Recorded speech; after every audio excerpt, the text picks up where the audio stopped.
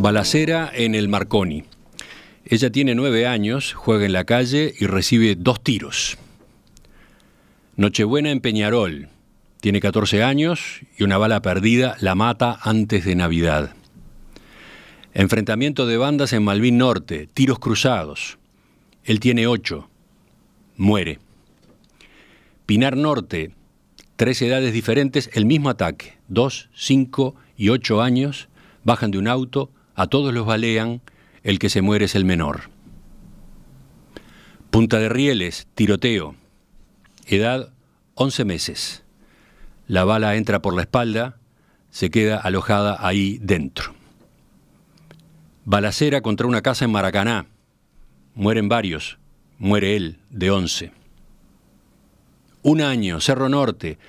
2 balas calibre .556 que perforan el tórax. Un tiro más que va a parar al glúteo derecho. Muere.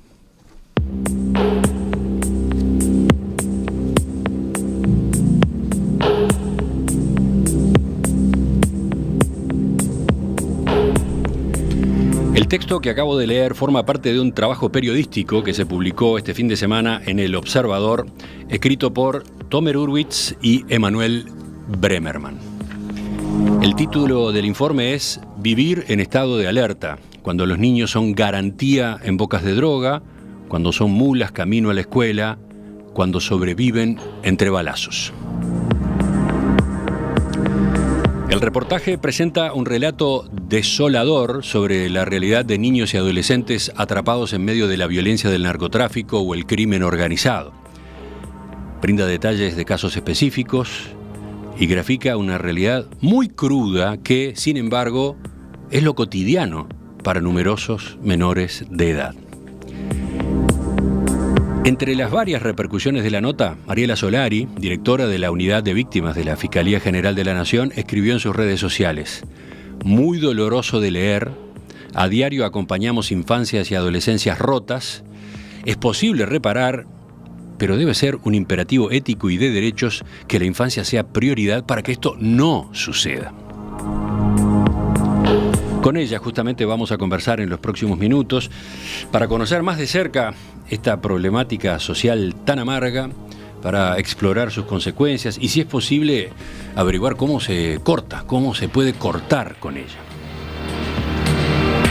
Mariela, bienvenida. Gracias por acompañarnos. Muchas gracias a ustedes por la invitación y por poner foco en este tema. Sí, la verdad que quienes leímos este informe del domingo pasado quedamos choqueados, diría, golpeados, ¿no? Uh-huh. Golpeados. Y bueno, y en particular acá sentimos que teníamos que tomarlo como base para recorrerlo, para difundir algunos de sus aspectos por lo menos, y sobre todo para analizar lo que hay allí, ¿no? Pero antes de eso le pido, para empezar, que repasemos qué es esta unidad que usted encabeza, ¿no? ¿Cuál es el rol de la Unidad de Víctimas y Testigos? Bien. A partir del año 2017, con la reforma procesal penal, la Fiscalía General de la Nación pasa a tener como servicio descentralizado, además de la relevante tarea de la persecución penal, la atención y protección de víctimas y testigos. Eso es algo que todos los sistemas acusatorios en el mundo tienen como competencia, porque las víctimas de los delitos tienen derechos a que el Estado repare, y dentro de la reparación está el acceso a la justicia con todas las garantías y la posibilidad de tutelar sus derechos. Por lo tanto, lo que se crea es una unidad que está compuesta por técnicos que son psicólogos y trabajadores sociales, que lo que hacen es, junto con los equipos fiscales, acompañar la posibilidad de la participación de las víctimas y los testigos en el proceso penal.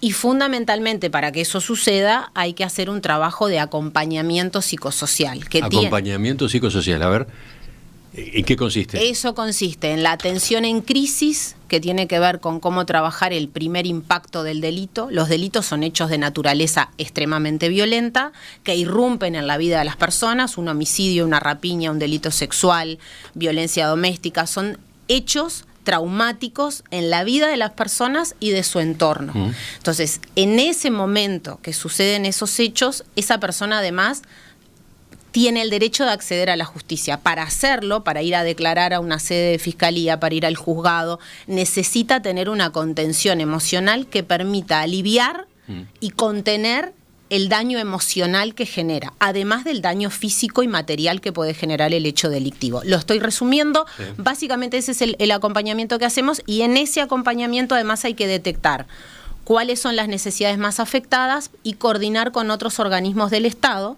porque el diseño que tiene nuestra unidad en otros países es diferente, pero nosotros tenemos una malla de protección y políticas sociales que permiten articular y no superponer, ni sustituir, ni crear cosas que ya existen en otros organismos. Lo que hay que hacer es activarlas para que una vez que una persona tiene es víctima de un delito, se activen esos, tanto el prestador de salud, el MIDE, SINAU, lo que sea, que se puedan dar esas prestaciones.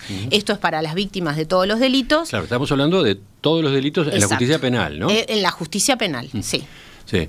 Después vamos a aterrizar en estas situaciones que me interesa porque son las que aparecieron en el informe, pero la actividad de la unidad se refiere a todo tipo de delitos y a las víctimas de esos delitos, ¿no? Y a los testigos. Y a los testigos, ahí está. Que en el último tiempo, en realidad para nosotros ha sido un dato relevante el incremento de la atención a los testigos, especialmente en hechos de homicidios que están relacionados específicamente muchas veces a situaciones de criminalidad organizada que requieren protección. Entonces eso ha llevado bastante trabajo de la unidad y a fortalecer el programa de medidas especiales de protección para los testigos, que en eso también coordinamos con otras unidades de víctimas de la región. ¿Cómo está conformado el equipo con el que usted trabaja? Hoy en día somos unas 50 personas, con lo que claramente no es suficiente para la cantidad de víctimas que deberíamos atender. Porque las 50 personas deben atender a todo el país. A todo el país. Hay un equipo que trabaja en las sedes de Montevideo y otras personas que en algunas fiscalías hay un técnico y hay 11 fiscalías que no tienen técnico fijo, que van técnico de otras sedes.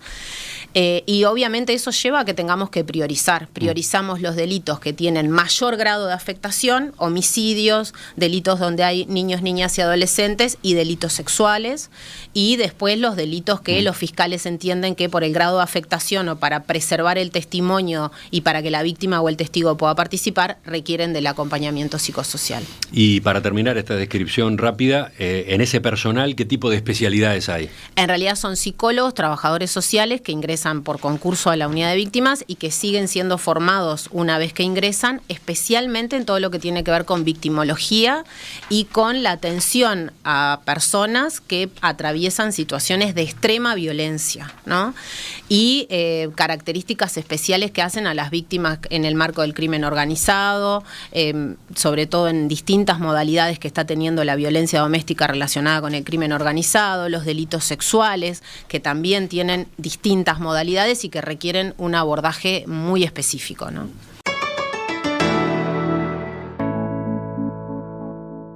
Le propongo que ahora sí nos detengamos en este informe que publicó El Observador en el fin de semana. Vivir en estado de alerta, cuando los niños son garantía en bocas de droga, mulas camino a la escuela, cuando sobreviven entre balazos. Yo decía, usted comentó en sus redes sociales que le resultaba muy doloroso de leer, pero evidentemente el contenido no fue una sorpresa para usted.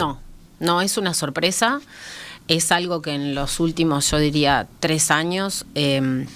es algo que lo vivimos a diario. Ahí está, usted marca un límite temporal, es un fenómeno relativamente nuevo. En realidad desde la unidad estamos en el 2017, siempre en estos hechos los niños aparecen. Voy a marcar, por ejemplo, los femicidios siempre tienen niños que muchas veces quedaban totalmente invisibilizados, y eso es un hecho de extrema violencia que los niños ven, niños que han visto asesinar a su mamá en manos de su papá, y a partir del 2017 pusimos foco en que esos niños tenían que tener una atención específica, y lo hemos logrado con INAU, y siempre aparecían niños en el marco de alguna situación de una rapiña, de un homicidio. Pero ahora lo que nosotros venimos planteando desde el año pasado es la exposición a la crueldad. ¿Qué quiero decir con esto? Y voy a poner ejemplos claros. Que una niña de 3 años vea cómo le amputan los dedos de una mano a su mamá y que la deje sin habla, porque no puede hablar durante meses y que requiere de una atención en un centro especializado, como fue el Pereira Rosell en uno de estos casos, o una niña pequeña que vea cómo asesinan a balazos a su papá y que sienta que tiene la sangre en la cara, Usted está hablando de casos reales. Estoy hablando de casos que hemos atendido en los últimos, estos que estoy diciendo ya hay condena, por eso también puedo hablar de esto, hace como, 4 años. Lo que quiero decir con esto es que cuando los niños tan pequeños, pensemos, y en esto también me parece que es importante que la sociedad uruguaya haga eco de que no son los niños de otros, son los niños de nuestra sociedad uruguaya, ¿no? Y esto, cuando son niños tan pequeños, los niños en el entorno que crecen es el entorno de descubrimiento y de aprendizaje. No pueden discernir si esto que ven es un juego, es algo. Lo que sienten es miedo, por eso lo del estado de alerta. Y vivir en estado de alerta no te permite que tu cerebro pueda descubrir como tenés que descubrir cuando sos niño, con tranquilidad, ¿no? Usted define estas situaciones como infancias rotas, sí. Adolescencias rotas. Sí. Usa ese adjetivo. Uso ese adjetivo porque siento que hay como un hito que pasa en la vida de los niños de algo que se rompe. Soy una convencida de que se puede reparar, trabajo para eso. Creo que se puede reparar, pero el repararlo lleva un costo psíquico y emocional para los niños, para el entorno y además, me voy a poner en otro plano, un costo económico para la sociedad uruguaya que es enorme, que hay que hacerlo, pero esa reparación cuesta mucho y además de algo que debería ser evitable, que eso es lo que creo que donde tenemos que poner el foco, ¿no? Sobre ese punto quiero volver sobre el final seguramente de la entrevista. Una acotación más. La variedad de casos que aparece en la nota es estremecedora, ¿no? Y buena parte de esos casos no llegan a las noticias de la crónica policial. Bueno, ese es el punto que me parece que... Están al costado, están atrás de... Ahí tenemos que preguntarnos por qué. Porque los niños quedan invisibles, porque se ve lo que le pasa a los adultos, pero los niños no tienen voz, quedan, y lo voy a decir duramente, como un objeto del paisaje. Sí, ¿no? Usted mencionó un ejemplo recién, ¿no? Bueno. El niño que ve cuando asesinan a su padre, a balazos. Sí. El niño al que le cae la sangre, le salpica la sangre en el cuerpo en ese hecho espantoso. Bueno, cruel. La noticia seguramente habla de que un hombre fue asesinado y que recibió 15 disparos. Y en la escena había... ¿Y el niño? Los niños que estaban ahí. Exacto. Entonces, que la justicia penal, en la escena, muchas veces los hablamos con los fiscales de homicidios, ha sido como la pregunta clave. Cada vez que hay un hecho hay que preguntarse, ¿había niños? Hay que hacerse esa pregunta, porque si había niños, tiene que ser una prioridad, porque el daño que genera es un daño que hay que repararlo de forma inmediata, ¿no? Entonces, cuando tú decís no aparecen en las noticias, es porque de verdad quedan invisibles. Y nos enteramos cuando pasa un hecho cruel cometido por ese mismo niño que nos olvidamos que fue víctima. Sí, ¿no? Porque esa es una de las consecuencias posibles de estas vivencias, ¿no? Y sí. ¿Cómo se transforma ese niño después, cuando crece, no? Bueno, yo en la nota decía algo que es esto de... Los estamos entrenando en la crueldad, ¿no? Y cuando digo esto del entrenamiento en la crueldad, vamos a ponerlo opuesto. Cuando a mí en mi familia me entrenan en la ternura, en el cariño, en el mimo, en el abrazo, yo aprendo a eso, ¿no? Llego a un lugar y doy un beso y saludo y aprendo a eso. Cuando yo aprendo como niño que la forma de relacionarme es la crueldad, bueno, el otro, paso a no registrar el dolor del otro, porque no hay un registro en mi dolor, porque si yo fui invisible, ¿cómo hago para creer que ahora puedo tener empatía por el otro? Nos pasamos hablando de la empatía, pero eso se construye, ¿no? Lo peor es que en algunos de los casos que aparecen en el informe, el niño no era invisible. No. El niño para quienes ejecutaron el acto era importante. O sea, que el niño estuviera allí en el momento de un asesinato o en el momento de una mutilación, que el niño estuviera era importante. Ahí pasamos eso es otra cosa a otro todavía. paso, ¿no? Cuando los niños pasan a ser objeto de revancha con el adulto. Pongo puntos suspensivos acá, sí. Porque además de este análisis quiero que vayamos intercalando los casos o algunos ejemplos de los casos enseguida, después de esta pausa. Voy a leer ahora el caso que aparece al principio de este reportaje que se publicó el domingo. Los días en La Boca pasan lento. Hace más de un mes que están allí, los tres. Y para cada uno la razón es distinta, o lo es su capacidad de entender. Tienen 6, 9 y 16 años. Diferentes niveles de asimilación de la situación. Una misma madre presa por narcomenudeo. Un vínculo entre hermanos que tendrá en este episodio un punto de inflexión en sus vidas, o tal vez no. Tal vez sea algo no demasiado diferente a lo que han enfrentado en otras oportunidades, algo más dentro de lo que les tocó. Lo que está claro es que ahora están ahí dentro, en esa casa de Pinar Norte, y no pueden salir. Son la garantía, entre comillas. Mientras sea así, mientras estén ahí, no habrá peligro de que a mamá se le escape algo mientras está guardada. Mientras estén ahí, otra gente es la que está protegida. En La Boca, además, son todos extraños. No hay familiares, no hay caras amigas. La cuidadora definitivamente no lo es. Tampoco hay escolarización, no hay controles médicos, derecho a tener la edad que tienen. A veces hacen de campana, a veces les toca limpiar. Los dos más pequeños acumulan ya 90 faltas a la escuela en el año. Ella, la de 16, abandonó los talleres en la ONG hace rato. ¿Qué pensará su padre? Él no tiene la tenencia, y cuando preguntó por ellos le dijeron que habían quedado el cuidado de una amiga de su madre. ¿Y qué pensará la abuela? La abuela en realidad se mueve, visita a su hija presa y se entera de la situación.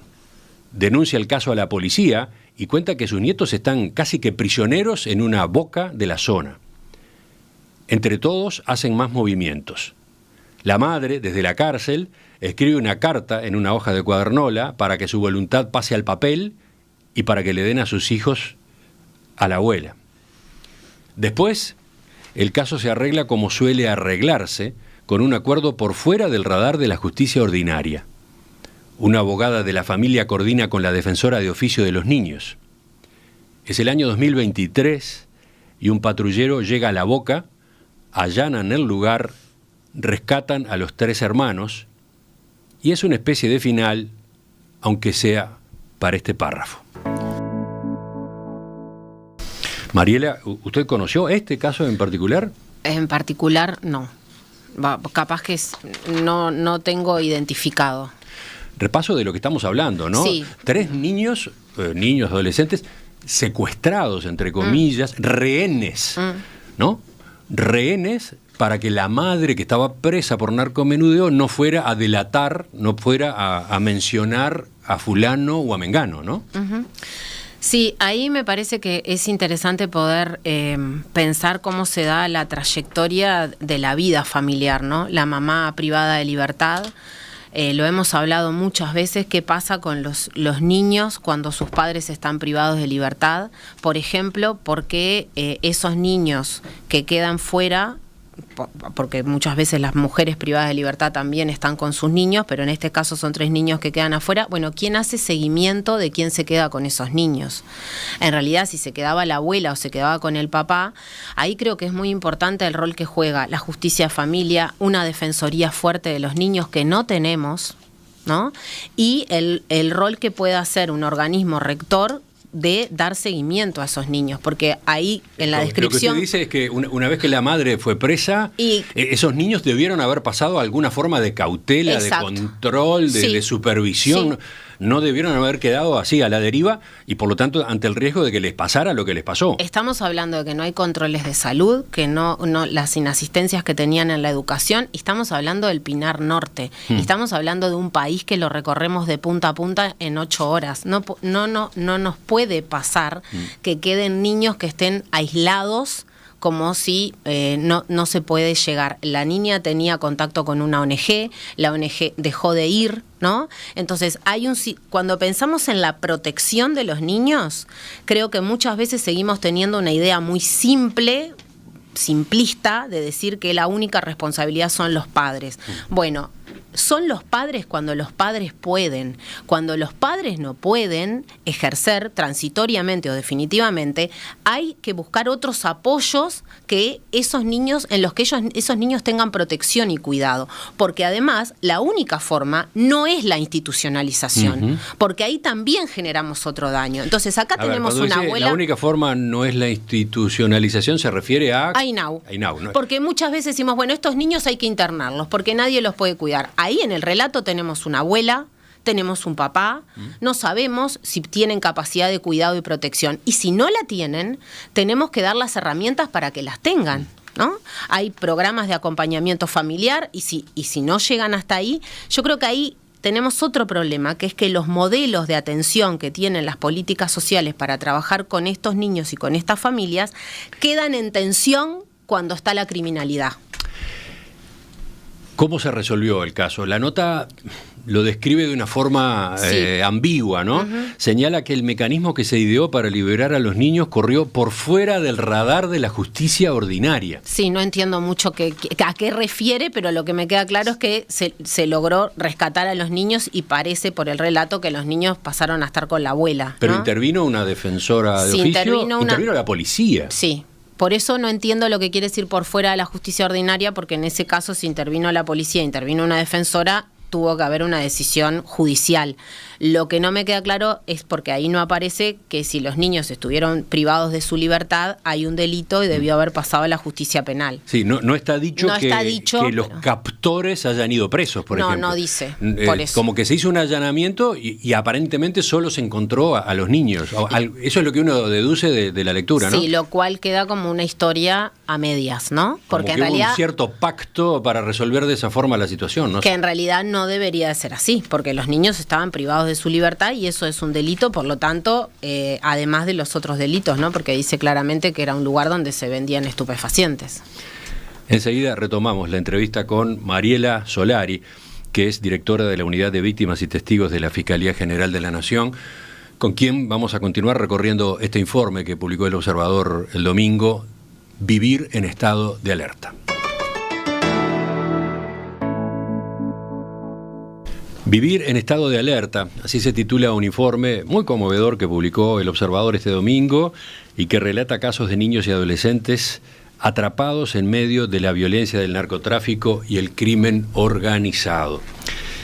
Hoy, en la entrevista central, estamos recorriéndolo con los comentarios y el contexto a cargo de Mariela Solari, que dirige la Unidad de Víctimas y Testigos de la Fiscalía General de la Nación.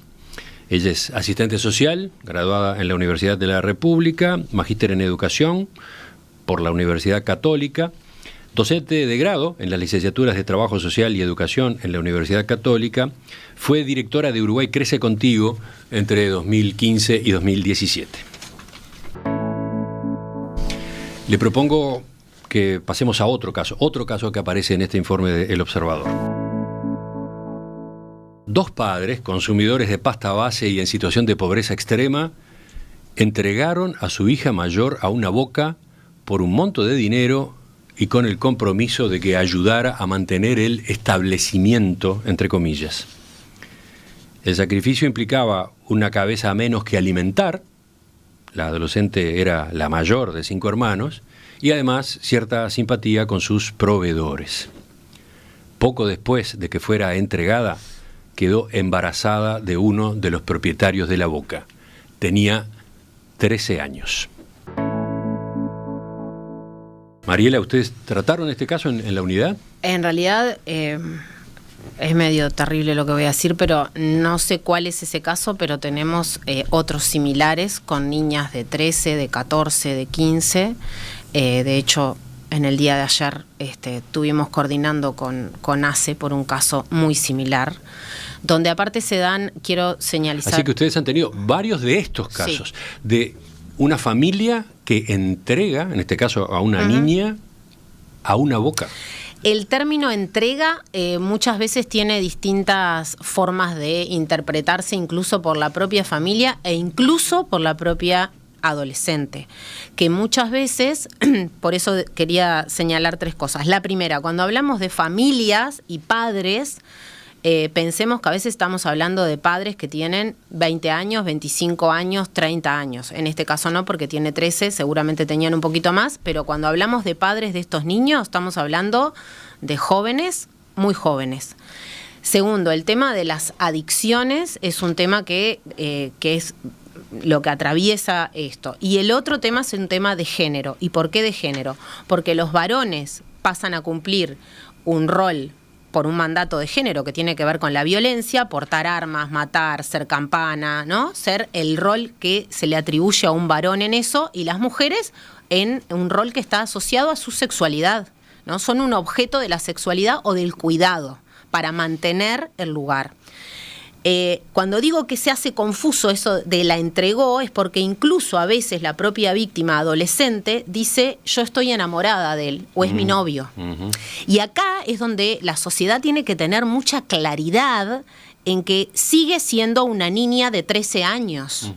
A mí no debería de explicarme lo que está pasando, que ella diga que es su novio un señor de 39 y que tiene claramente un poder de coerción sobre ella, porque es quien es el dueño del lugar donde vive, tiene un vínculo con que sus padres son dependientes, y además muchas veces empieza a consumir la adolescente, ¿no? Sí. A ver, es una especie de esclava, ¿no?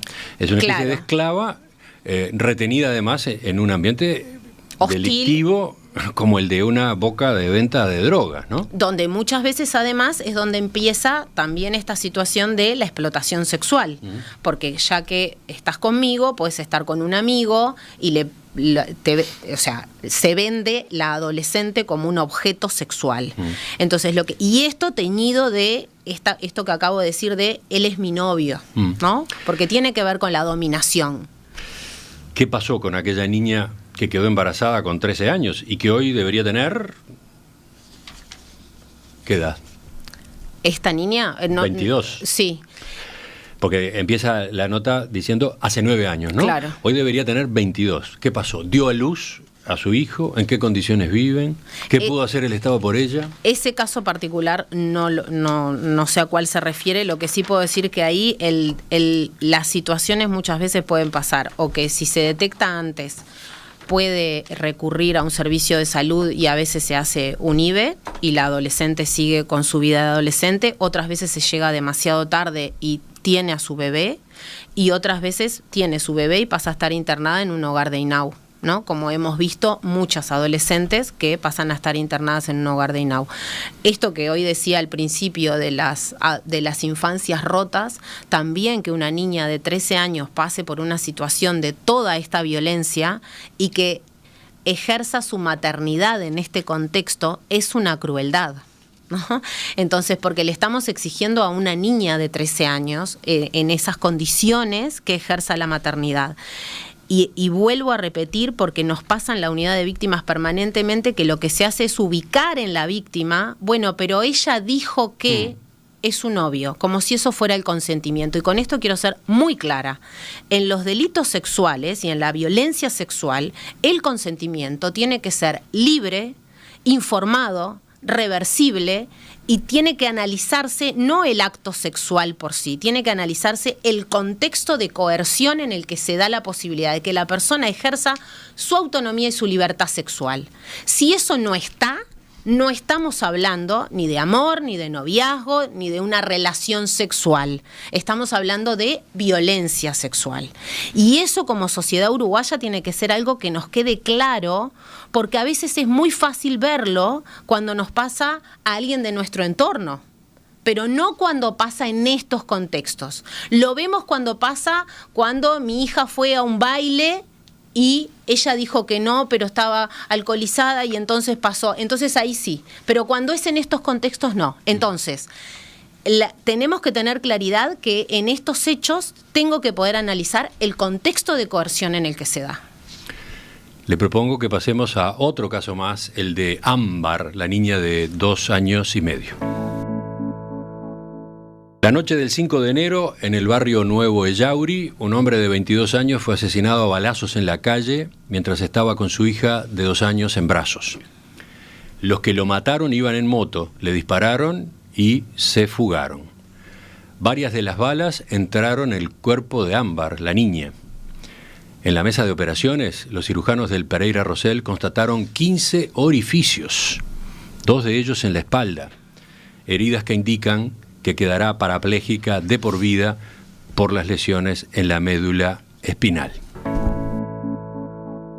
Este caso reapareció en la agenda en estos días, ¿no? La niña fue dada de alta, sí, pero los disparos le causaron lesiones cuyas consecuencias todavía los propios médicos no se animan a pronosticar, ¿no? Usted supongo que ha seguido esta situación.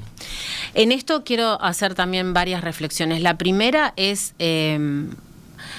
así como dije que desde hace unos pocos años empezaron a aparecer mucho más en escena los niños y con esta gradualidad de que incluso el objetivo es el niño, pero no es el niño, es hacerle daño al adulto a través del niño. O sea, el niño sigue siendo un objeto, en este caso la niña fue un objeto para lastimar a otro. Y también me parece importante, el segundo punto tiene que ver con las trayectorias de cuidado y protección que tienen esas familias, ¿no?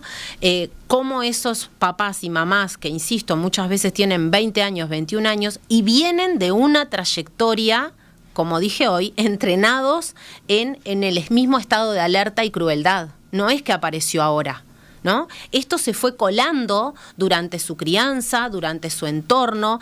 Es natural que, como lo describe muy bien en la nota y lo hablamos con los periodistas, así como nuestros hijos, y lo digo así porque uno puede decir, bueno, uno se crió teniendo en su casa que un peluche, como algo del paisaje, bueno, en este caso es un arma. No hay una sorpresa por ver un arma, ¿no?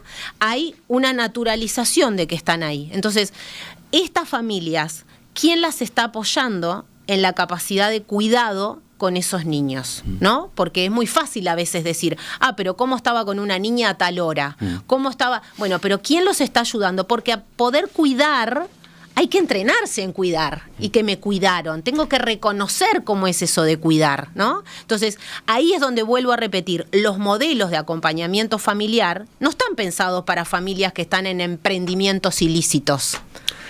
Nadie quiere trabajar con los malos, ¿no? Ahora, remarco lo que capaz que es obvio, ¿no? La hazaña de la crueldad del hecho, ¿no? Se produce este ajusticiamiento cuando el padre de esta niña está con ella en brazos. Estamos hablando de una niña de 2 años y en un cuerpito de 2 años entran 15 balazos. 15 balazos. Seguramente todos nos hemos alegrado al escuchar la noticia de que después de pasar el tiempo que pasó en el CTI y después de haber tenido las intervenciones que tuvo, gracias al trabajo de los profesionales del Pereira Rosell, esta niñita sobrevivió. Nos quedamos con esa buena noticia, ¿no? Sobrevivió. Ahora, ¿qué pasa con ella de ahora en adelante? Para empezar, las limitaciones que va a tener, la discapacidad con la que va a cargar, la capacidad física.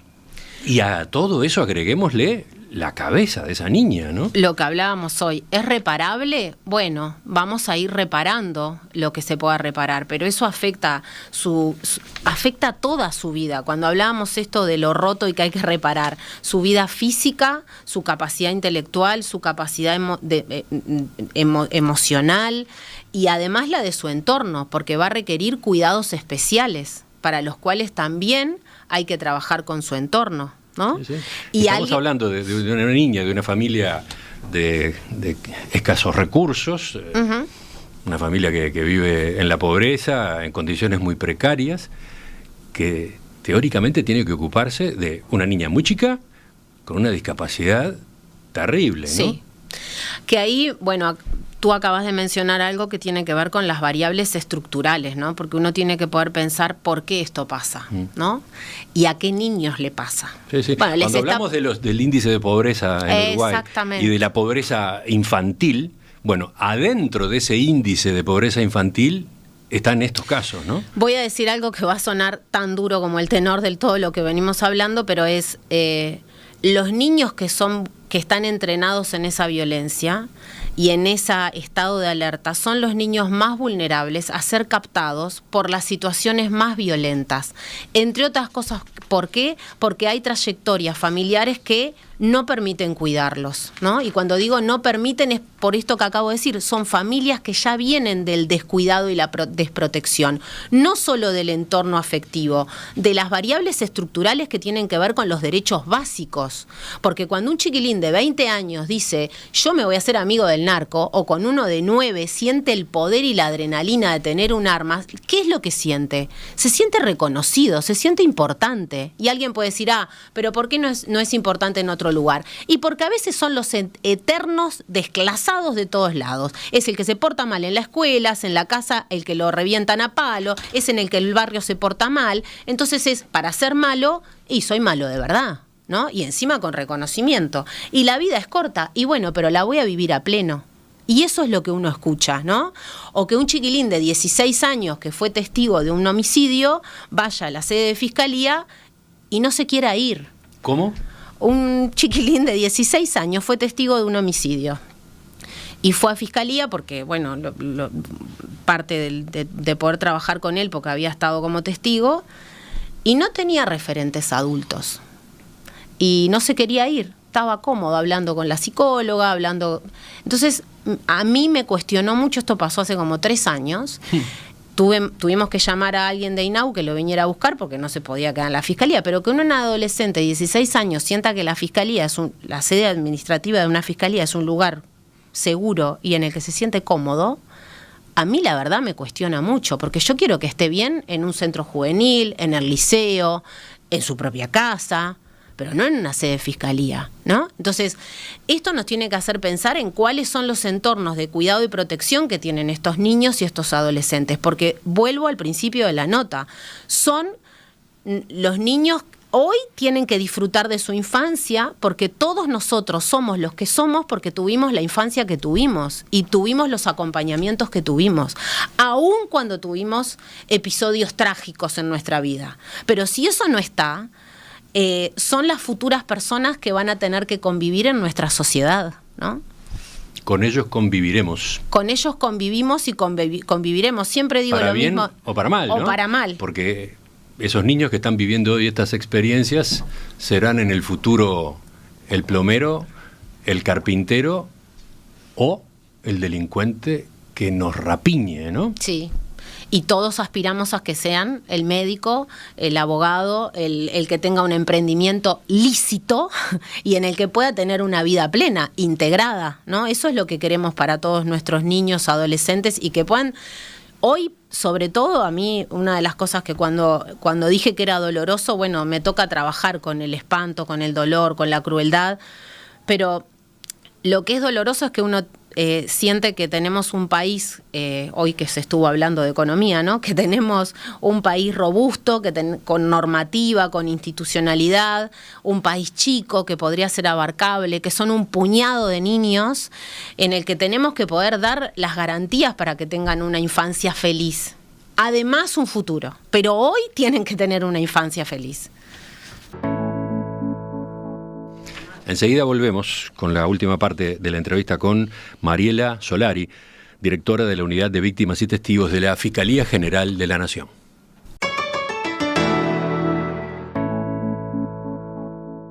Mariela, estaba mirando durante la pausa los mensajes de los oyentes que se amontonan, ¿no? Hay cantidad, y su contenido va desde el estremecimiento, la angustia, bueno, la satisfacción también porque esto se difunda, porque esto se discuta, pero llegan a aparecer mensajes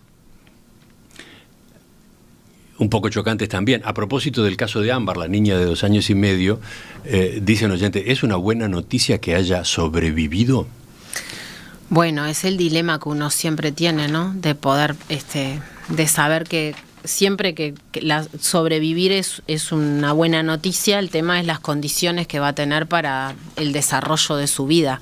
Para eso el Estado tiene que garantizar que tenga las mejores condiciones, porque eso es parte de la reparación de algo a lo que el Estado no pudo proteger, ¿no?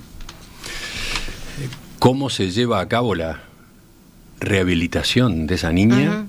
hasta el límite que sea posible, cómo se lleva la vida cotidiana de esa niña y su crecimiento en el futuro en esa familia, ¿no? Y ahí va a necesitar un ejército de profesionales y de prestaciones que tendrá que garantizar el Estado, ¿no? Desde la salud física, la salud emocional, el acompañamiento en su desarrollo educativo, porque también va a tener que ejercer su derecho a la educación. En una familia que a su vez está en el límite del delito en su vida cotidiana. Y bueno, ahí tendrá que... Por eso hoy cuando hablábamos de la responsabilidad que tiene el organismo rector en la infancia, ¿no?, de cómo dar seguimiento a esto. Y también con equipos que estén cerca, que no están muchas veces preparados para trabajar con familias que están en emprendimientos que no son del todo lícitos, ¿no? O que son ilícitos definitivamente. O sea, esos equipos corren riesgos también. Y muchas veces sí, ¿no? Entonces es muchas veces lo que pasa, lo hemos escuchado en varios años, que hay equipos que dicen, bueno, a esta zona no entramos. Uh-huh. Entonces la pregunta que nos tenemos que hacer es, a esta zona no entramos, perfecto, y entonces vamos a entrar cuando ya sea muy tarde, ¿no? Entonces, quizás lo que hay que pensar es los modelos de trabajo que tenemos y la preparación de los equipos y los dispositivos que tenemos, ¿están dando respuesta a la complejidad que hoy nos muestra la realidad? Claramente es que no. Entonces eso hay que repensarlo, y capaz que los equipos de territorio tienen que seguir teniendo la cercanía, la lealtad con la familia para poder trabajar y abordar determinadas cosas, pero cuando hay casos de otra naturaleza tienen que intervenir otros equipos, ¿no? Y ahí el otro punto que a mí me parece que hay que poner como mucho foco es el seguimiento de las decisiones judiciales. Todo se judicializa, ¿no? Entonces pasamos a la justicia de familia. ¿Qué va a hacer el juez de familia? Muchas veces dispone una medida y dice que le haga el seguimiento a INAU y me mande un informe dentro de 6 meses.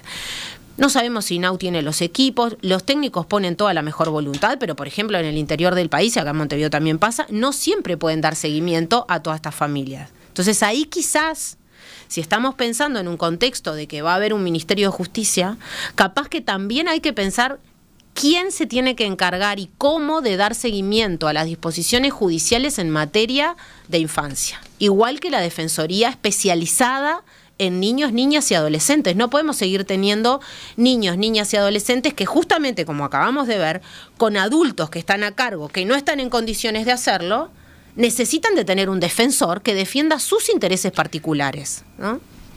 Y eso implica, obviamente, equipos, una personal, reestructura. Presupuesto. Sí, yo siempre pienso que antes del presupuesto hay que pensar la reestructura, porque si no seguimos sumando cosas que no funcionan, entonces capaz que hay que desarmar, volver a armar y ahí pensar qué es lo que se necesita, ¿no? En el final ya de la entrevista vuelvo al informe Vivir en estado de alerta. Para un grupo importante de niños y adolescentes, la violencia ya no está del otro lado de un umbral que hay que cruzar. La violencia se hereda aunque no se quiera. Es parte de la vida que les tocó. Y aparece un par de testimonios. Por ejemplo, dice, para John Díaz, del proyecto Minga de las Piedras, los últimos 15 años han remarcado el miedo y la cultura de la impunidad en los menores que llegan hasta allí. Los relatos de sangre, balas y muertos son diarios. Chiquilines de 12 o 13 años llegan con el cuento de que le pegaron un tiro en la cabeza a tal, que lo que ocurrió fue atrás de su casa, que vieron cuando lo venían a buscar, sintieron el balazo, y cuentan que si dicen algo, los matan a ellos. O que prendieron fuego a tal, o que le cortaron la oreja al otro, le pegaron un tiro en la pierna a uno, que dicen que van a venir de tal barrio y los van a ametrallar. Después, nosotros confirmamos en los titulares, cuando aparecen las noticias, que eso efectivamente ocurrió, que eso estaba por pasar y pasó. Agrega John Díaz que hay un elemento extra que siempre está presente y que homologa de la forma más burda y lineal ese barro de violencia y crimen en el que crecen. Las armas. Ellos dicen, los chicos de 12, 13 años que llegan ahí al proyecto Minga dicen, me dejaron el arma, tengo que cuidarla, pero es un arma que tiene unas rapiñas arriba y capaz algún muerto también. Ellos, los niños de los que se habla, son cada vez más chicos. Y si hay más armas, hay más balas y baleados. ¿Qué dice usted, Mariela, sobre este párrafo? Bueno, hay varias cosas. Lo primero es que creo que queda ilustrado al principio el tema de la transmisión intergeneracional, lo que hablábamos hoy, ¿no? Es parte de la dinámica familiar en la que yo me crío, ¿no? Así como hablamos hoy, me crío en un contexto donde mis padres van a trabajar, almorzamos a determinar, eso es lo natural. Bueno, los niños en la etapa de la infancia y la adolescencia absorben las prácticas cotidianas de su familia como naturales. Entonces, si yo me crío en un entorno donde las armas, la violencia, lo ilegal se confunde con lo legal, donde no hay una delimitación de lo que está bien y lo que está mal, ¿no? Cuando muchas veces le decimos, no hay una conciencia de qué es un delito o no es un delito, porque se cuela entre las prácticas naturales de la vida. Sí, ¿no? Dice después el informe, empuñar un arma ya no es un rito de paso, el arma no ingresa al hogar, no hay una primera aproximación, simplemente el arma está allí, a la mano, en sus manos. Exacto. Y lo mismo la vida cotidiana, ¿no? Por ejemplo, cuando hablamos del estado de alerta, voy a decir cosas muy cotidianas de lo que pasa muchas veces en esta familia. Es el no dormir en la noche, en que la noche entra y sale gente de la casa. Entonces, muchos los que trabajamos en infancia hablamos de la importancia del sueño seguro. Bueno, acá no hay sueño seguro, ¿no? Acá no, es esto del estado en alerta. Entonces, esto se transmite como algo natural. Entonces, ¿cómo ese niño se comporta después en la escuela? En estado de alerta, permanente. Y ¿no? puede llegar a ir a la escuela armado, a su vez. Puede llegar a ir a la escuela, porque es natural, ¿no? Entonces no podemos pensar esto. Hoy comentaba que hubo una noticia de unos niños que lastimaron a otro niño en grupo, a un niño más pequeño. Se reproduce lo que ven. Eso es una noticia del día de hoy, sí. O sea, niños de cuarto con un niño de primero. Entonces se reproduce el sometimiento, se reproduce la práctica. Lo que por favor no podemos llegar a pensar es que estos niños son pequeños delincuentes, que los vamos a tratar como... Son niños, que lo que han hecho, como hacen los niños, es absorber las prácticas que vivencian todos los días. Así como los niños ven cómo su papá arregla el auto o cómo lo lava y después juegan a eso, bueno, la diferencia entre lo que está bien, lo que está mal, el juego, incluso la conciencia del daño, no la tiene. ¿Por qué los adultos tenemos que cuidar a los niños?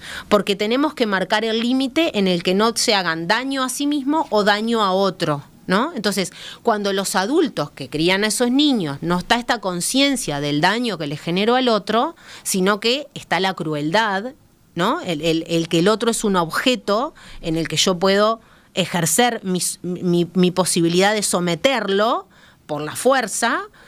Bueno, eso es en lo que estos niños se educan. Eso es lo que tenemos que deconstruir. Y ahí me permito también, en la nota está el proyecto Minga, está el proyecto Giraluna.